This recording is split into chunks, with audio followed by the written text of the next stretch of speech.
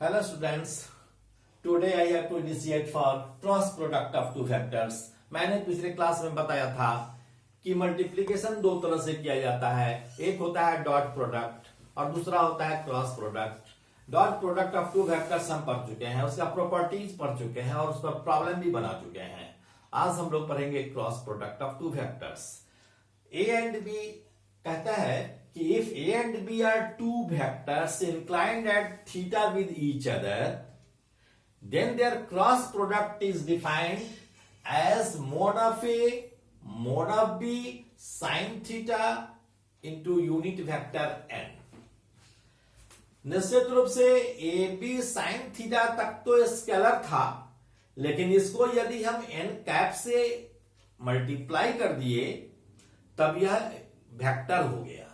अर्थात ए cross B scalar quantity नहीं है बल्कि एक वेक्टर क्वांटिटी है और इसीलिए हम एन कैप से मल्टीप्लाई किए हैं। अब एन कैप का डायरेक्शन क्या होगा ये हम प्रॉपर्टी में तो बताएंगे ही, थोड़ा सा और समझ लीजिए यहां भी कि एन का डायरेक्शन ए के परपेंडिकुलर होगा, साथ साथ बी के भी परपेंडिकुलर होगा। जरा सोचिए, अगर ए और बी के परपेंडिकुलर की बात करनी है तो या तो ऐसे हो सकता है परपेंडिकुलर, यह इसका डायरेक्शन हम इधर ले रहे हैं तो इस या तो ए के परपेंडिकुलर है और बी के परपेंडिकुलर है तो हम इस लाइन के द्वारा दिखा सकते हैं, या अंदर जाते हुए लाइन की तरह दिखा सकते हैं। लेकिन इसके लिए एक रूल आता है, उसको हम राइट हैंड पाम रूल भी कह सकते हैं और right hand Maxwell screw law भी कहते हैं।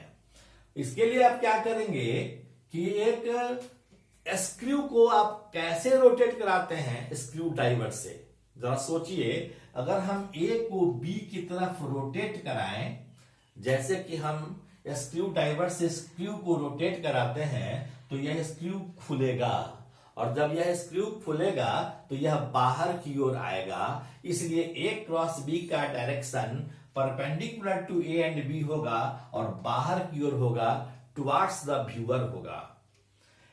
लेकिन यदि हम बी क्रॉस ए करेंगे तो बी को ए की ओर घुमाएंगे तब क्या होगा, तब यह स्क्रू कसाएगा और जिसके कारण स्क्रू अंदर की ओर जाएगा, दीवार के अंदर जाएगा और इसलिए बी क्रॉस ए का डायरेक्शन अंदर की ओर होगा।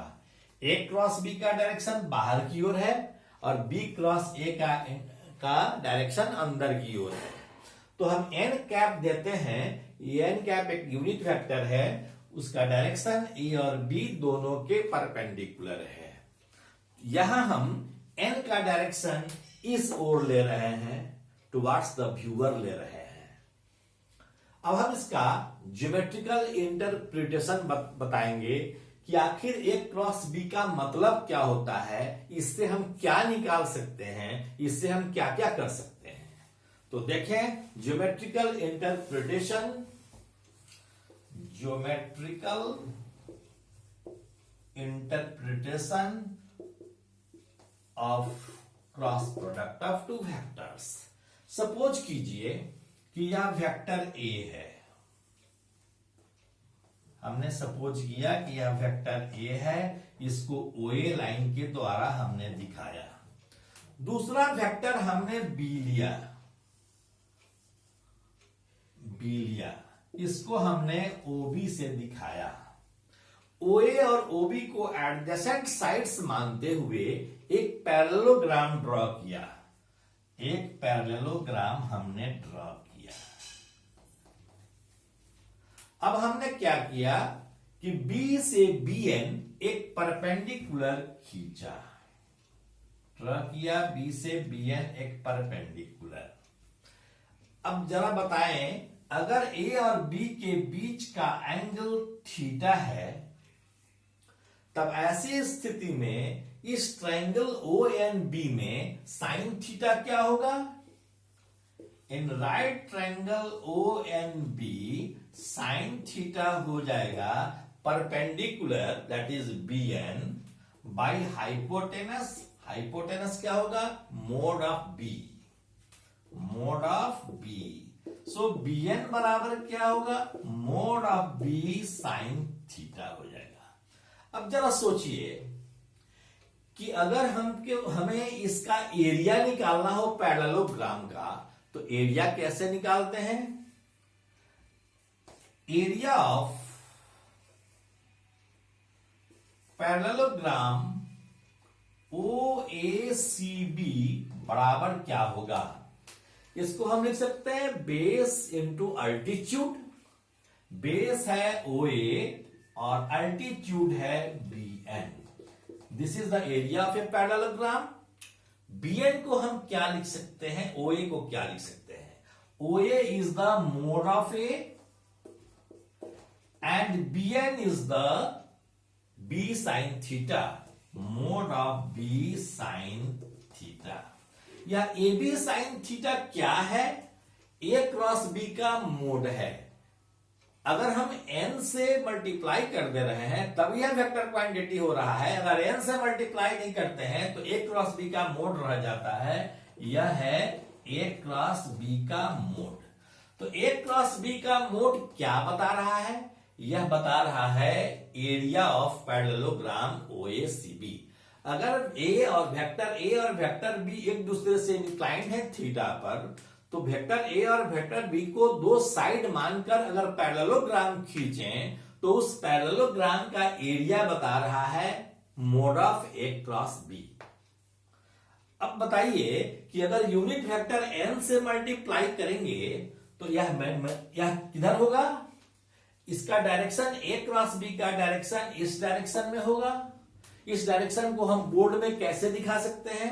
इसलिए हम ऐसा दिखा रहे हैं, this is the direction of unit vector n, अर्थात यह इस पर परपेंडिकुलर है, यह इस पर परपेंडिकुलर है। अर्थात vector A cross B represents the area of a parallelogram whose direction is along the plane of the area। Area के डायरेक्शन में जो पैरेललोग्राम का जो प्लेन है उस प्लेन पर परपेंडिकुलर खींचेंगे, उस डायरेक्शन में यूनिट वेक्टर n है। तो इसको हम एक लाइन लिख दे रहे हैं कि A cross B represents the area of a parallelogram whose direction is perpendicular to its plane। इसका डायरेक्शन प्लेन के परपेंडिकुलर है। अब हम इसका कुछ प्रॉपर्टी देख लेते हैं। What are the properties of cross product of two vectors? पहला प्रॉपर्टी तो यह है कि A क्रॉस B एक वेक्टर क्वांटिटी है। Cross product of two vectors is a vector quantity, क्योंकि इसमें डायरेक्शन है। दूसरा, it does not obey commutative law. यह कम्यूटेटिव लॉ को ओबे नहीं करता है। That means A cross B is not equal to B cross A। क्यों? मैंने कुछ देर पहले बताया था कि A क्रॉस B का डायरेक्शन यदि perpendicular to the plane of the board था टुवर्ड्स द व्यूअर, तो B क्रॉस A का डायरेक्शन था inward the board, inward to the board. तो ये अंतर है, A क्रॉस B और B क्रॉस A का डायरेक्शन एक दूसरे के अपोजिट है, इसलिए A cross B cross A के बराबर नहीं है। लेकिन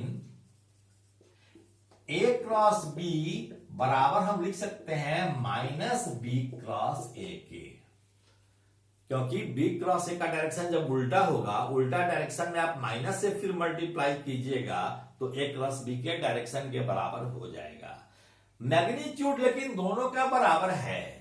A क्रॉस B का मैग्नीट्यूड बी क्रॉस ए के मैग्नीट्यूड के बराबर है, केवल डायरेक्शन का अंतर है। जो ए क्रॉस बी का डायरेक्शन है, बी क्रॉस ए का डायरेक्शन ठीक उसका उल्टा है।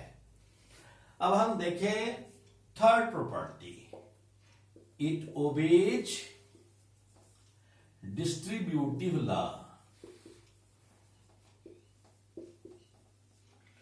That means A cross B plus C may be written as A cross B plus A cross C।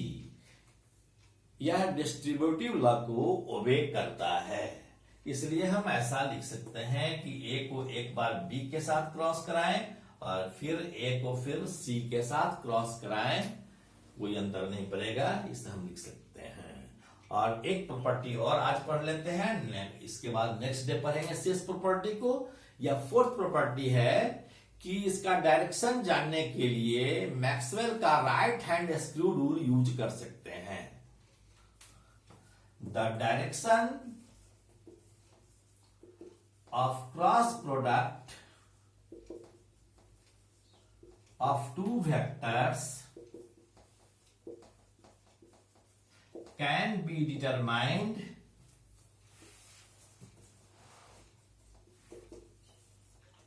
by Maxwell's right hand screw rule।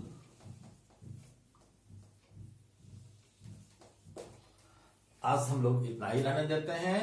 Okay, thank you very much, all the best.